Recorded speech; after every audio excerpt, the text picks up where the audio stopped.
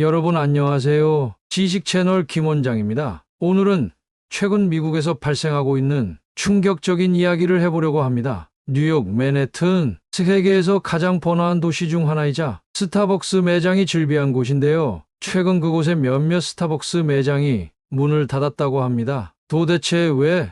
라고 의문을 가지실 텐데요. 그 배경에는 치안 문제, 특히 마약과 관련된 복잡한 상황이 자리 잡고 있습니다. 이야기를 시작해 볼게요. 미국의 마약 문제는 새로운 것이 아닙니다. 그러나 최근 들어 그 문제는 더욱 심각해졌죠. 그 주인공은 바로 펜타닐이라는 합성 마약 때문이죠. 원래 펜타닐은 의료용 진통제로 사용되는 약물이었지만 최근에는 불법 제조된 펜타닐이 시중에 퍼지면서 마약 문제를 악화시키고 있습니다. 펜타닐은 기존 마약보다 강력해서 소량만으로도 치명적인 효과를 일으킵니다. 이로 인해 펜타닐에 중독된 사람들이 급격히 늘어나게 되었고 사망자 수도 급증했어요. 사실 미국에서 마약 문제가 이렇게 심각해진 데는 여러 이유가 있습니다. 가장 먼저 떠오르는 것은 의약품 오남용인데요. 몇 년 전만 해도 의사들이 오피오이드 계열 진통제를 비교적 쉽게 처방하면서 사람들이 진통제에 쉽게 중독되기 시작했습니다. 이후 진통제 처방이 점점 엄격해지자 중독자들은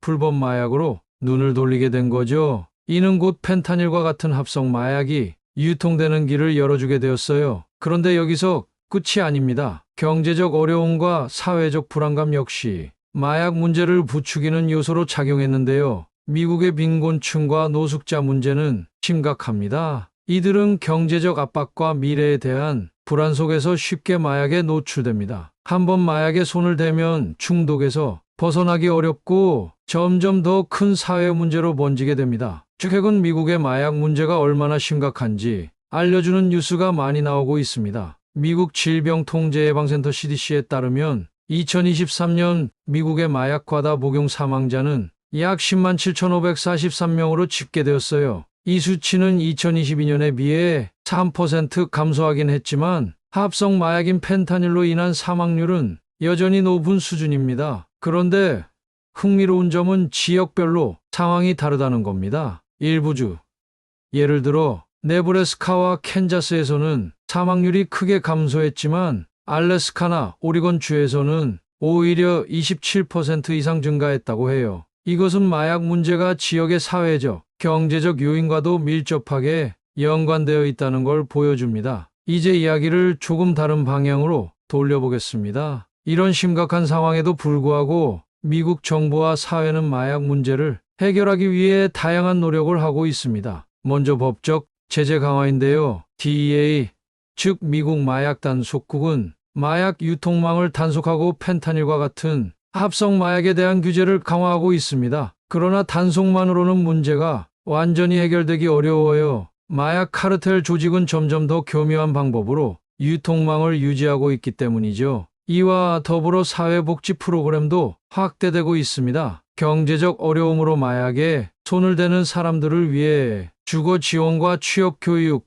심리 상담 등 다양한 복지 프로그램을 제공하고 있어요. 중독자들을 위한 치료와 재활 프로그램도 늘어나고 있습니다. 이런 프로그램을 통해 마약 중독자들에게 회복의 기회를 제공하고 있는 거죠. 이쯤에서 여러분께 질문을 드리고 싶어요. 여러분은 최근 미국에서 마약 문제가 심각해진 가장 큰 원인이 무엇이라고 생각하시나요? 미국과 샌프란시스코의 마약 문제는 다른 나라의 대처 방식을 생각해 보게 합니다. 그중 하나가 포르투갈인데요. 2001년 포르투갈은 마약을 비범죄화하는 획기적인 정책을 도입했습니다. 개인 소지의 마약 사용을 형사처벌 대신 치료 중심의 접근으로 전환했는데요. 그 결과 마약 사용률과 마약 관련 사망률이 크게 감소했습니다. 이 정책은 마약 중독자를 범죄자가 아닌 치료가 필요한 환자로 바라보는 데서 시작되었죠. 스위스는 1990년대에 헤로인 중독자를 위한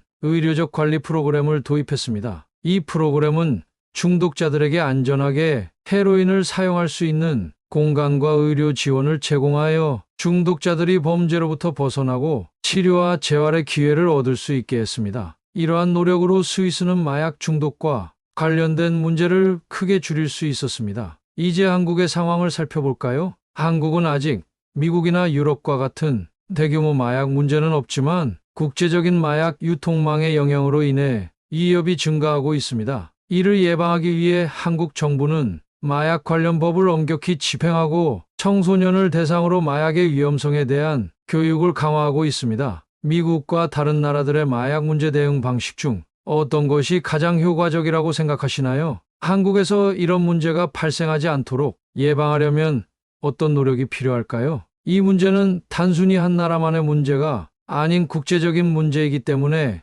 다양한 접근과 노력이 필요합니다. 여러분의 생각은 어떠신가요? 강력한 처벌을 해야 할지 아니면 병원 치료를 우선적으로 해야 할까요? 강력한 처벌은 마약 유통 조직을 단속하고 사회에 경각심을 주는데 어느 정도 효과가 있을 수 있지만 중독자 개인의 문제를 해결하는 데에는 한계가 있습니다. 중독은 단순한 범죄 행위가 아니라 복잡한 건강 문제이기 때문에 처벌만으로는 중독에서 벗어날 수 없습니다. 미국의 경우를 보면 강력한 처벌 중심의 정책이 오히려 교도소 인구와 사회적 비용을 증가시키면서 마약 문제를 해결하지 못했습니다. 반면에 치료 중심의 접근은 중독자들을 사회의 구성원으로 다시 복귀시키고 마약 문제를 장기적으로 해결하는데 더 효과적인 것으로 나타났습니다. 포르투갈과 스위스의 사례를 보면 치료와 재활에 집중함으로써 마약 관련 사망률과 사회적 문제를 줄일 수 있었습니다. 이러한 접근은 마약 문제를 범죄가 아닌 공중보건 문제로 다루는 것이죠.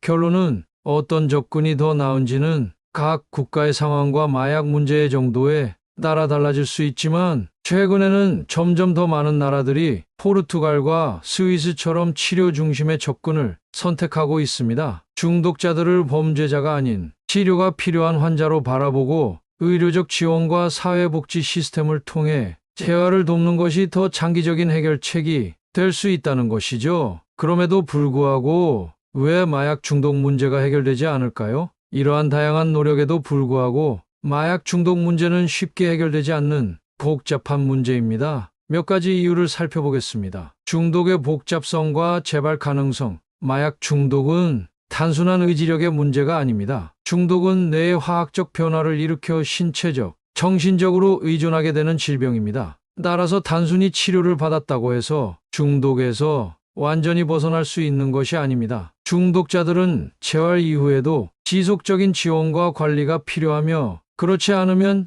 재발할 가능성이 매우 높습니다. 의료 및 지원 체계의 부족. 미국은 중독자들을 위한 다양한 치료 프로그램을 운영하고 있지만 그에 비해 중독자 수가 너무 많습니다. 특히 도시 지역보다 의료 시설이 부족한 농촌 지역이나 저소득층이 밀집한 지역에서는 중독자들이 적절한 치료를 받기 어렵습니다. 또한 치료 비용이 비싸기 때문에 의료보험이 없는 사람들은 치료를 받는데 어려움을 겪습니다. 사회적 낙인과 제도적 문제. 마약 중독자에 대한 사회적 낙인과 차별은 여전히 큰 문제입니다. 중독자들은 사회에서 소외되고 직업을 구하거나 안정적인 삶을 유지하기 어려운 상황에 처합니다. 이런 사회적 낙인은 중독자들이 치료와 재활의 길을 찾는 것을 방해합니다. 마약 유통의 조직화와 확산. 미국의 마약 유통망은 카르텔과 같은 조직에 의해 매우 체계적으로 운영되고 있습니다.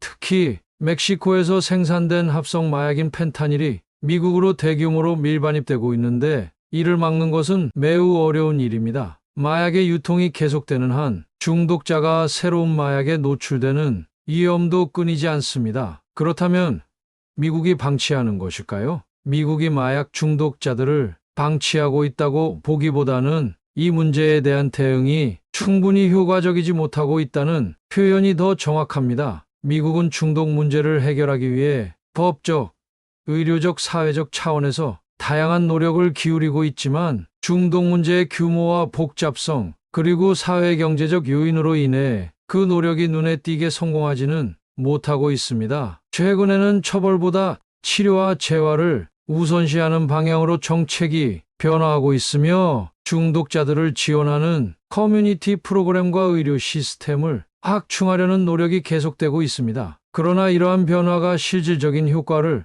내기 위해서는 시간이 필요하고 여전히 중독 문제에 대한 사회적 인식 개선과 재활 시스템의 개선이 요구되고 있습니다.